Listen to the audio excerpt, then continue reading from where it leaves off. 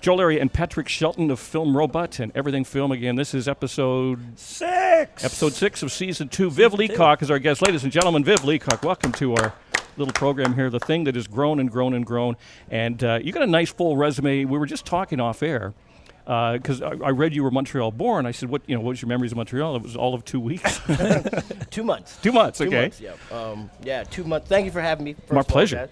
2 months premature. Mm-hmm. I was very excited to come into this world. I couldn't wait. My parents were living in New York at the time, decided to go to Montreal. No problem. You can take a drive to Montreal, and I popped out a little early, unexpectedly. So, American parents or one of each? From West Indies. My parents are both from Trinidad. Okay. And but their families knew each other in Trinidad, but my father. So what's your citizenship? I'm Canadian because I was born in Montreal. Yeah. Okay. We were just comparing notes. We're East Vanners. Yeah. We're both East Vanners now. So you spent how much of your life in New York, and what got you into the acting thing? Was there something you saw on stage, or is this someone you just admired as a kid that you went, that's what I want to pursue in life? You know what? 10 years in New York, and then we came here and entered the school system and lived in East Van and met all our friends, and it was actually my older brother Richard, who's also an actor. He was responsible for me getting into acting. He, from about 8 years old, he was telling me, you should be in film, you should be in TV, and I was like, nah, I want to be a stand-up comedian. Eddie Murphy's my idol. Yep. That's what I want to be. That's what I want to do. And I didn't have any time for any type of acting or anything, but it just kept coming back around to find me every time. I would do any type of talent show at my high school or whatever.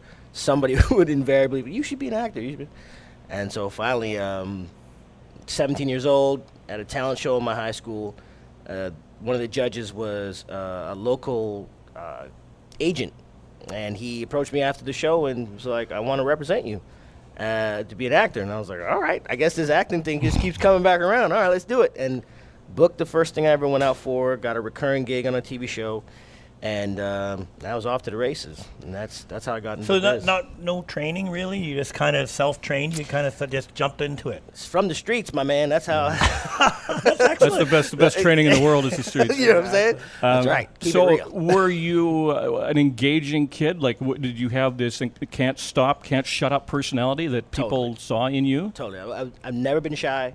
Not one day in my life. I don't actually really understand what that is, like shyness. I understand getting nervous, but shy that I can't speak or I can't do, no, don't get it. So, so that was something that helped out. And I was a big fan of the comedians. I was a big fan of the people on television that have amazing timing. That was the thing that I was looking at the most. And so I would emulate that in my everyday life at school. I was like John Ritter was I was a big fan of John Ritter, and watching Three's Company growing up, that dude was his physical comedy and just his timing and everything was doing. Anybody who did that, that's who I was watching, and trying to be like that. So yeah, it was just kind of a natural flow. It's a good lead-in because when I was researching you at IMDb and stuff, it's like first thing that just jumps off is I Spy Eddie Murphy, and I mean that's your lead-in as well. Yeah.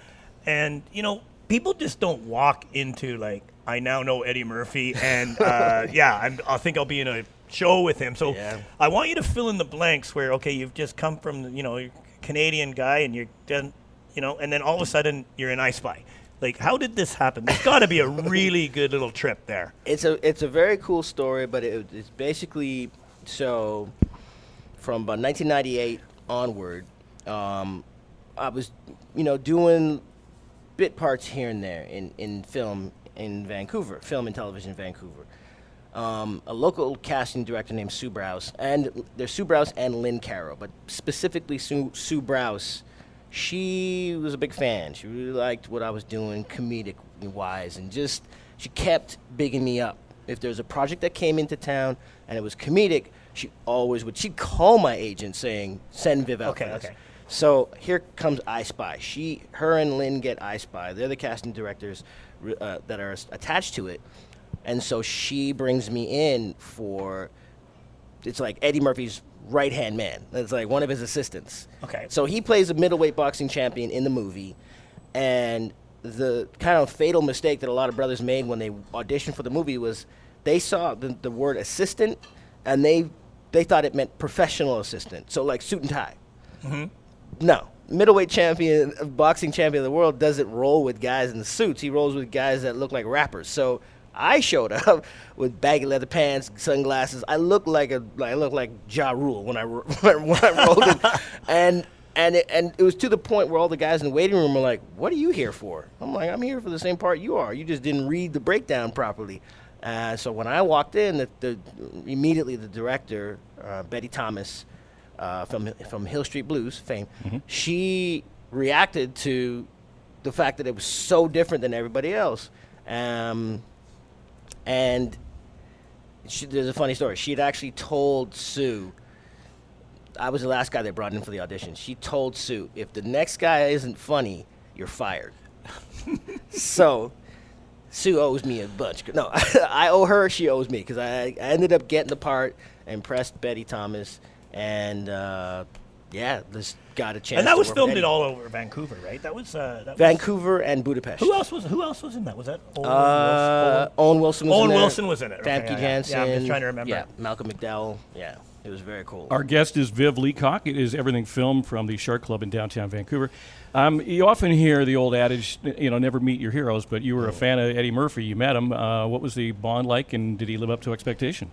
Totally. It was it was to be on an Eddie Murphy movie when you have a part that's big enough. He's the one that's okaying you, and so I knew when I got the part that he saw my audition tape and he said yes. So already I was like, oh my God, like my idol said yes to me. So the first thing that Eddie said when we met, he was like, "You're real funny, man. You're really, really funny." And I was just like, one tear just rolled down. I was like, "You telling me I'm funny? I can never not be funny. Like I could punch both y'all out right now. It'd be hilarious because Eddie says I'm funny, but I won't do it." But like, no, honestly, it was like we clicked, we got along famously, or worked together for 4 months filming. 9/11 happened while we were filming, which was a little stressful. Because we were in Budapest and the world basically came to a standstill and we didn't know what was going to happen. But once we came back to Vancouver, we finished the film, and yeah, I'm to this day I'm still connected to Eddie Murphy Company, basically just from connections and having worked with him. It was a life-altering, life-changing situation. And a lot of times, though, I mean, there may be some initial intimidation because that is a guy that you idolize, and then they disarm you immediately and just put you at ease. Like a buddy of mine worked years ago with Sir Laurence Olivier, and he was telling me what an honor it was. He walks on set, Sir Laurence, and Laurence is going, "Screw it, call me Larry." Oh, it's just like really disarming. All of a sudden you're, and I'm sure Eddie was probably the same way with you. Yeah, I made it a point to not talk. I made it a point to not be a fan, like talking to him. I was just like, all I wanted to ask him was about everything that had to do with Saturday Night Live and Beverly Hills Cop. I wanted to do that, but I didn't. I just spoke to him about what we were both seeing at the moment, or his kids, or his wife at the time. Like, I just spoke like that, and I think because of that, I just didn't seem like everybody else that meets him, and we were just really cool, and it was kind of known at that time that Eddie wouldn't stick around to do your off-camera stuff. So you'd shoot all his coverage, and then the camera turns around, and they're going to do my coverage. And, like, everybody had told me, he's not going to stick around for that. You're going to be working with Roger, his stand-in. So here comes our first day. We work, and we shoot all Eddie stuff. And then Betty's like, "Okay, Eddie, you can go. We're going to have Roger step in." And he's like, No, I'm going to stick around. And she's like, No, it's okay. It's all good. And he's like, No, I'm going to stick around. I wish I had a camera phone back then. There's an image in my mind of Eddie Murphy sitting between two cameras on an Apple box feeding me my lines, and I'm just like, what is happening right now? But we just clicked, and the thing that I love the most about this whole experience with working with Eddie is that I made him break. I cracked him, man. We were doing a scene, and he started ad-libbing, and I started ad-libbing, and he started ad-libbing. We just kept going for another minute and a half, and I got him. I said something, and he just started laughing, his famous laugh. His famous laugh, and everybody fell out laughing. And the next day, everybody was like, "Man, you're so funny! You're so funny!" Like, "Oh wow!" And you know what? You know what I'm amazed at is that I'm doing the math here. You know, when you're going back to 911, and I'm going. Okay, so you were like 15, 16, like like 20. Hopefully, we can see this on YouTube. A young looking guy. So what would you have been? Well, black like don't I'm not crack. trying to. No, I'm just saying that. Time sure flies, doesn't it? That's 20 years ago now. That's You 20 think years about ago. that, and it's like what? Yeah. 20 years, wow. Yeah. And you've been in the game for a long time. Yeah. No, I was 27 at the time when we filmed it, and it's. Yeah, it was a trip. It's a trip. In addition to your comedic work, you do a lot of stuff with the Hallmark family and stuff. And you work with family. You're working with your kids in When Calls the Heart. Is that a good thing or bad thing? And the reason I ask that is I have a friend who's a young son who's an actor. And as an actor, he gets to play parts and say words that he's not allowed to say at home. Now, I don't think in Hallmark there's too much risk of that. No. But, I mean, you're asking your kids to do things maybe that you would punish them for as a parent in maybe some certain situations. Yeah. Well, on this Hallmark show, When Calls the Heart specifically, there's no risk, like you said. There's no risk of that. My kids saying anything, golly, like no. Well, for those that didn't catch it, you have 3 kids. I have 3 kids. And all 3 of them are two, on? 2 of them. Yeah. So my eldest, them are on. my daughter, my eldest, and my youngest son.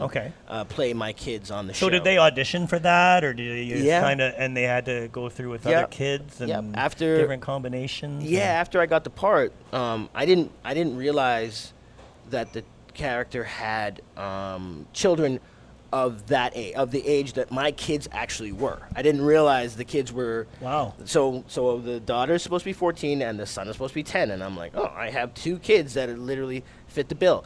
But I wasn't concentrating on my sons because they had never been into film and television. My daughter, Vienna, had been doing voice work for animation for the last 4 or 5 years. So, and she had asked me to start looking to get her into film and television. So when I finally did see that the character had a daughter that age, I suggested to my agent, Natasha, I was like, what do you think of Vienna auditioning for this? And she's like, oh, I'll talk to casting. Let's see what they say. And they were like, that's a great idea. So I talked to my daughter, and she's like, I don't want to do it. I was like, what do you mean? She's like, the show is completely established. It's a huge hit. It's Hallmark's #1 show. The cast has been together for so long. The character she plays is blind. And she's like, and I'd be working with you. And I'm like, what's wrong with working with me? She's like, would you want to work with Granddad in your first gig? I'm like, you're right. You're right. That is tough. So I actually turned it down for her. I said, okay, she's not going to do it. And my good friend Peter DeLuise from 21 Jump Street fame, he's a writer, executive producer, and director for When Calls the Heart. He called me up and he was like, what is this I hear about your daughter like not wanting to audition? And I'm like, oh, she doesn't want to do it. And I don't want to push her and have her first experience on film being something that she didn't necessarily want to do because she was feeling the pressure of not screwing up something. She didn't want to screw up something that was so established. And he's like, no, man, you guys, she has to audition. Let her try. So he sent a video of himself saying, Vienna, I will not let you down. And he said, here, show that to your daughter. So I showed it to Vienna, and she was like, okay, now that I know that I'll have some help just outside of my dad, fine, I'll do it. So she auditioned for it. They loved her. She was their choice. You know what I'm hearing, Joe? I'm not hearing the common act. Like, do you buy lottery tickets? Because it seems like everything works out for you. Like, that is pretty good if you think about that. Like, you go, and then I got my kids. Yeah. That kind of worked out. And the Eddie Murphy thing. Yeah. And, it's like, it's not the traditional acting, like, struggling. Like, it just comes easy to you. I mean, it's definitely, there's time that's a in between. That's just a real compliment that you've been blessed, really, haven't you? I honestly have. But for me, it starts with, my actual family, my mother, father, brother, younger sister, us growing up, the unit we were, and branching out to meeting all the friends that we have, all the people that we hold dear. And for me specifically, I met my wife when I was 13 years old, first week of high school. We were good friends all through high school. We started dating after high school, and we've been together for almost 30 years at this point. And it's like, Yeah, you want to talk about blessed? It's that which then begets all these other things that have come my way. What was it? A Vancouver high school? Yep, What school? Vancouver Tech. I'm a Clarny guy. Okay, Yeah, okay. His name is Viv Leacock. A fascinating body of work. Congrats, man. It was really nice to meet you, and we'll have you back. I love it. Okay, cheers. Thanks, fellas. Cheers. Everything Film is supported by Vancouver Acting School, where you can turn your passion into your career. Enroll now for post-secondary diploma programs in film, TV, and voiceover with fully accredited diploma and part-time programs taught on site. To learn the biz, check out VancouverActingSchool.com.